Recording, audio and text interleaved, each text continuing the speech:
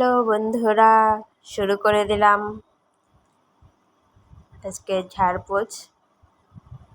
এটা অনেক দিন আগে ভিডিও করে রেখেছিলাম, অল্প একটু, বেশিটা করতে পারিনি, তবে সামান্য যেটুকু করতে পেরেছি এটুকুই তোমাদেরকে দেখালাম, কারণ কাজের চাপ অতিরিক্ত ছিল।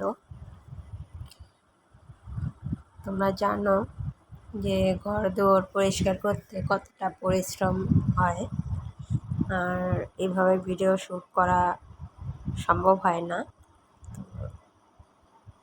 সামান্য একটু করেছি এক সাইডেই, পুরো সাইডে আমি ভিডিও করতে পারিনি, কারণ খাট খুলে সমস্ত জিনিস টিনিস বের করতে হয়েছিল, আর জায়গাও পাইনি। বিশেষ করে ভিডিও করতে গেলে লোকের দরকার পড়ে, তো আমার তো নেই, আমি একা একাই ভিডিও শ্যুট করি। আর ভারী ভারী জিনিসগুলো নামাতে ওঠাতে অনেক কষ্ট হয়ে যায়, তার মধ্যে ভিডিও শ্যুট করা আরও চাপ হয়ে যায়, তাই সামান্য একটু করেছি এক সাইড থেকে।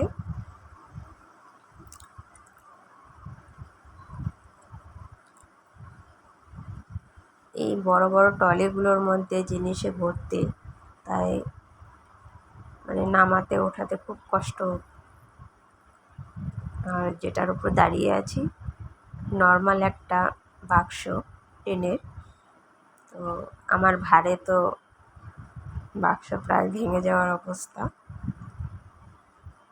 কারণ আমিও তো কম খাই না,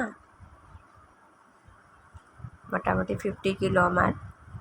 তো 50 কিলো যে সে নিয়েছে মাথা পেতে, এটাই যথেষ্ট। আমি একটা ঝাড়ু বানিয়ে নিয়েছি সুন্দর, আমি ঝাড়ুদার হয়ে গেছি। তো এই ঝাড়ুটা ছাদের কাজে লাগাবো, ছাদে ঝাড় দিতে খুব সুবিধা হবে, কারণ ছাদের চারপাশে প্রচুর গাছপালা আছে, ছাদের মধ্যে পাতা ভর্তি হয়ে যায়। একবার ওঠা একবার নামা কত কষ্ট লাগছে, আর এই গরম, ফ্যান বন্ধ, আর এগুলো ধুলো হয়ে গেছে।